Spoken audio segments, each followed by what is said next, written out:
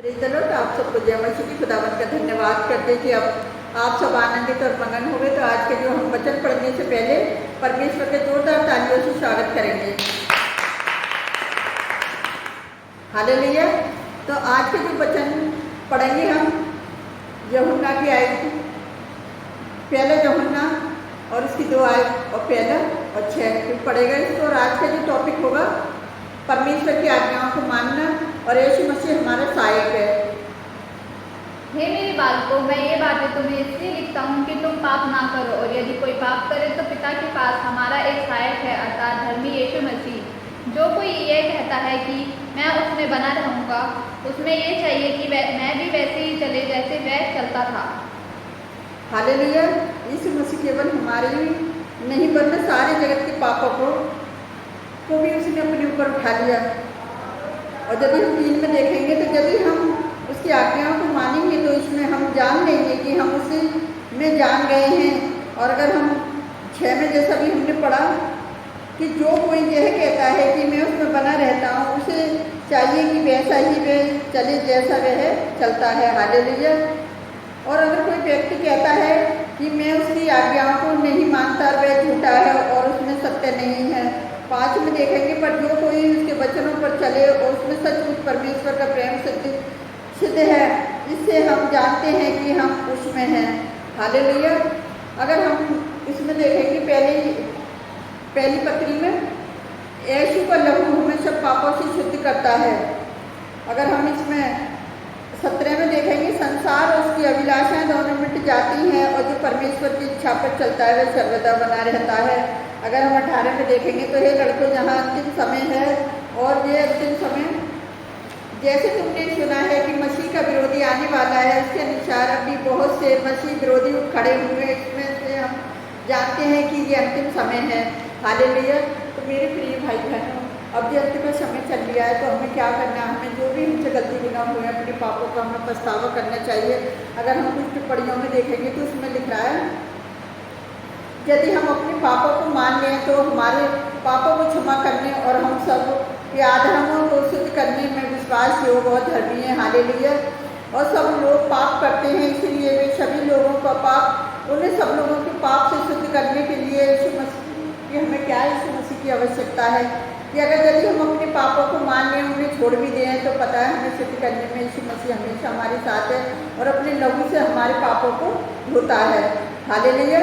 तो हम परमेश्वर यहोवा का धन्यवाद करते हैं कि यीशु मसीह को हमारे पापों को शुद्ध करने के लिए उसने कितनी बड़ी हमसे प्रतिज्ञा की है और कितनी अद्भुत प्रतिज्ञा की है कि वो हमारे अधर्मों को, हमारे सारे पापों को मिटाने के लिए यीशु मसीह तैयार है। तो देखिए मरकुस 12 के अगर हम 30 में देखेंगे तो उसमें लिख रहा है कि तू प्रभु अपने परमेश्वर को अपने सारे मन से और अपने सारे प्राणों से, अपनी सारी बुद्धि से और अपनी सारी शक्ति से प्रेम रखना। और यदि हम परमेश्वर के वचनों का पालन करेंगे तो उसका प्रेम हमें क्या होगा? पूर्ण किया जाएगा। परमेश्वर का वचन हम पूरी, अभी हमने जैसे पढ़ा, अपनी सारी बुद्धि और सारी शक्ति से प्रेम रखेंगे तो परमेश्वर क्या करेगा कि हमारे साथ होगा। परमेश्वर हमारे साथ बात करेगा अगर हम उसकी आज्ञाओं का पालन करेंगे तो इसका मतलब है कि उसे प्रेम करना। देखेंगे यूहन्ना 14 के 15 और 21 में, यदि तुम मुझसे प्रेम रखते हो तो मेरी आज्ञाओं को मानोगे। और यदि अगर हम 21 में देखेंगे तो उसमें लिखा है जिसके पास मेरी आज्ञा है और वह उन्हें मानता है वह मुझसे प्रेम रखता है, और जो मुझसे प्रेम रखता है उससे मेरा पिता प्रेम रखेगा और मैं उससे प्रेम रखूँगा और अपने आप को उन पर प्रकट करूँगा। तो जैसे आज जैसे कितने मसीह भाई बहनों पर यीशु मसीह ने अपने आप को प्रकट कर दिया, वो बड़े बड़े चमत्कार कर रहे हैं। और वो अपने आप से नहीं कर रहे क्योंकि पवित्र आत्मा के साथ है। जब हम परमेश्वर की आज्ञाओं को मानते हैं तब परमेश्वर हमारे पास आता है और हमारे साथ रहने के लिए घर बनाता है। परमेश्वर हमें रहेगा और हम उसमें रहेंगे। अगर हम यीशु की तरह चलें तो हम यह जानेंगे कि हम उसमें हैं और हम उसके प्रेम में रहेंगे। हालेलुया। जब हम यीशु मसीह से प्रेम करते हैं, जब हम परमेश्वर से प्रेम करते हैं तो वो परमेश्वर प्रेम नहीं है, वो हमारे घरों में हमारे दिलों में घर बनाता है और वो हमारे साथ बात करता है। जैसे यूहन्ना पहले 5 का अगर हम 3 में पढ़ेंगे तो उसमें लिखा है कि संसार पर जय पाने वाला कौन? केवल वही जिसका यह विश्वास है कि यीशु मसीह परमेश्वर का पुत्र है। और 14 के 23 में देखेंगे यूहन्ना में वह मेरे वचनों को मानेगा और मेरा पिता उससे प्रेम करेगा और हम उसके पास आएंगे और उसके साथ वास करेंगे। हालेलुया। और यूहन्ना 15:10 में देखेंगे, यदि तुम मेरी आज्ञाओं को मानोगे तो मेरे प्रेम में बने रहोगे, जैसे कि मैंने अपने पिता की आज्ञाओं को माना है और उससे प्रेम में बना रहता हूँ। हालेलुया। देख रहे यीशु मसीह भी परमेश्वर के प्रेम में बना रही और अपने आप को उसे बलिदान कर दिया, उसने अपने आप को कुर्बान कर दिया। तो मेरे भाई बहनों, हमें भी किसी को अपने आप को कुर्बान करने की ज़रूरत नहीं है, सिर्फ हमें परमेश्वर की आज्ञाओं को पालन करने की ज़रूरत है। हमें परमेश्वर से प्रेम करने की ज़रूरत है। जब हम परमेश्वर से प्रेम करते हैं तो पता है क्या होता है कि हमें सारे पापों से यीशु मसीह हमें शुद्ध करता है अपने लहू के द्वारा और हमें ऐसे पापों से बचाता है जो शैतान हमें गलत रास्ते दिखाता है और हमें ऐसी धन दौलत दिखाता है जैसे यीशु मसीह को दिखाई थी कि मैं ये सारे विभाग तुझे दूंगा, मैं सारे संसार की दौलत तुझे दूंगा।